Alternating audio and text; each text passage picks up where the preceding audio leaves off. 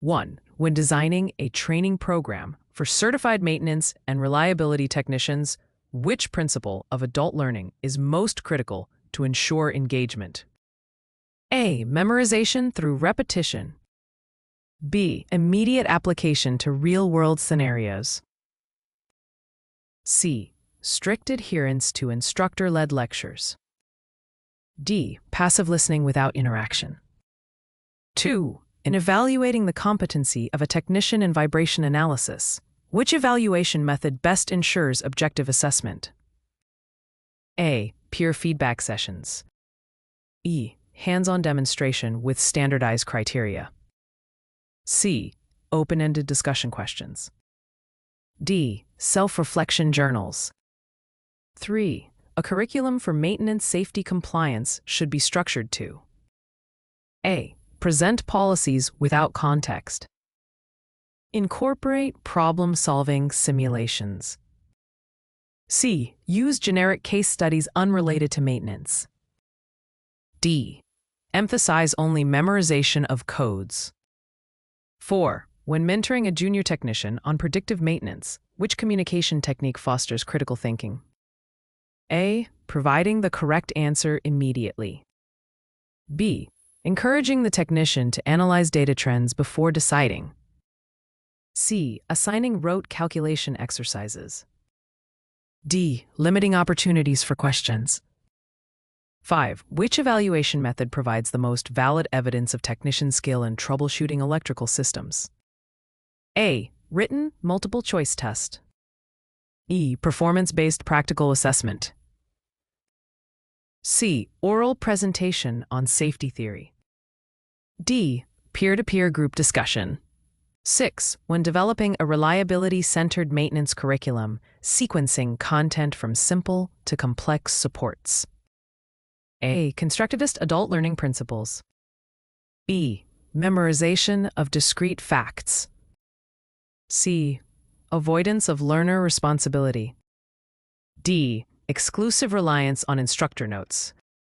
7. A maintenance manager uses mentoring to transfer regulatory compliance knowledge. The most effective mentoring strategy is: A. Sharing personal anecdotes only. E. Demonstrating compliance during real maintenance tasks. C. Assigning the technician to read codes independently. D. Providing no feedback on performance. 8. In regulatory compliance training, which evaluation approach ensures technicians apply OSHA standards correctly? A. Case-based scenario analysis. B. Multiple choice recall questions only. C. Informal peer conversations. D. Instructor self-reporting. 9. A curriculum that emphasizes preventive maintenance scheduling should: A. Prioritize learner collaboration in planning exercises. B. Focus exclusively on historical case studies. C. Present schedules without learner input.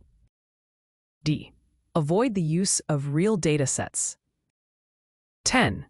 What is the most effective way to communicate equipment failure analysis results to technicians with varied learning preferences?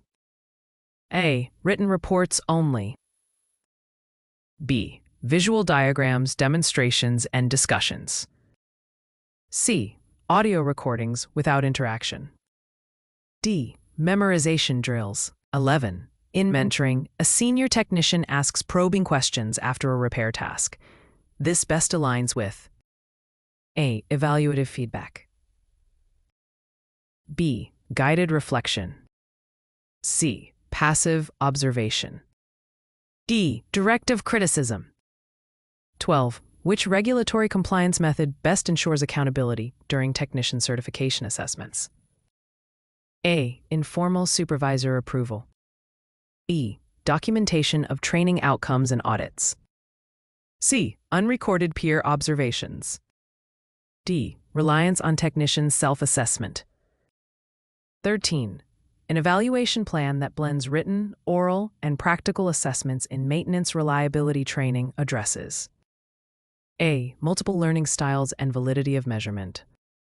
B. Simplification of curriculum design. C. Reduction of instructor workload only. D. Avoidance of complex skills testing. 14. When constructing a training module on lubrication systems, curriculum developers should prioritize A. Practical demonstrations of lubrication tasks. E. Listing lubrication types without context. C. Memorization of textbook passages. D. Non-interactive lectures. 15. A feedback session after a technician fails a diagnostic test should emphasize A. Immediate punishment for errors. B. Growth-focused feedback and improvement strategies. C. Ignoring the test results. D. Avoiding discussion of weaknesses. 16. A technician mentoring program that pairs experienced staff with new hires most directly enhances A. Knowledge transfer and skill reinforcement. B. Memorization of isolated facts. C. Instructor workload reduction. D. Avoidance of evaluations. 17. Which adult learning principle is most applicable when designing training for technicians on new maintenance software? A. Relevance to job performance. B. Memorization of unrelated facts. C. Instructor dominance in lecture format. D. Passive observation of demonstrations. 18. A regulatory compliance curriculum should ensure technicians A. Can apply standards in simulated and live environments. B. Memorize acronyms without context. C. Focus only on written laws. D. Avoid interactive discussions. 19. In evaluating mentoring effectiveness, which tool provides measurable data? A. Structured feedback forms and performance metrics. B. Unrecorded conversations only. C. Mentor self-perception journals. D. Observation without documentation. 20. Which communication approach ensures clarity when teaching reliability-centered maintenance concepts? A. Using technical jargon exclusively. B. Adapting explanations to learner experience levels. C. Delivering content without questions. D. Memorization-based instruction. 21. A technician demonstrates troubleshooting skills during a timed scenario. This is an example of A. Performance-based assessment. B. Written recall testing. C. Peer group discussion evaluation. D. Instructor self-evaluation. 22. In mentoring, which behavior best promotes independent learning among technicians? A. Guiding mentees to locate solutions independently. B. Providing solutions without explanation. C. Limiting mentees to observation only. D. Discouraging experimentation. 23. For adult learners in maintenance reliability, curriculum effectiveness is maximized when A. Content is problem-centered and experiential. B. Instruction is content-heavy and abstract. C. Learners are passive recipients. D. Evaluation is minimized. 24. Which evaluation method ensures regulatory compliance in confined space training? A. Practical simulation with safety audits. B. Written recall tests only. C. Peer-to-peer group conversation. D. Observation without documentation. 25. In curriculum development for predictive maintenance, sequencing assessments throughout the course provides A. Formative evaluation opportunities. B. Reduced accountability. C. Solely summative testing. D. Elimination of feedback needs. 26. A senior technician demonstrates root cause analysis while allowing a junior to ask clarifying questions. This represents A. Active mentoring and collaborative learning. B. Directive communication only. C. Instructor dominance. D. Memorization-focused teaching. 27. Which communication strategy best resolves conflict in maintenance team discussions? A. Active listening and clarifying feedback. B. Ignoring differing opinions. C. Enforcing instructor authority. D. Minimizing open dialogue. 28. A compliance training evaluation that uses incident reports to assess effectiveness is an example of A. Outcome-based evaluation. B. Self-reported assessment. C. Memorization assessment. D. Peer-driven recall. 29. In a mentoring session, the mentor sets performance goals with the mentee. This practice supports A. Collaborative learning and accountability.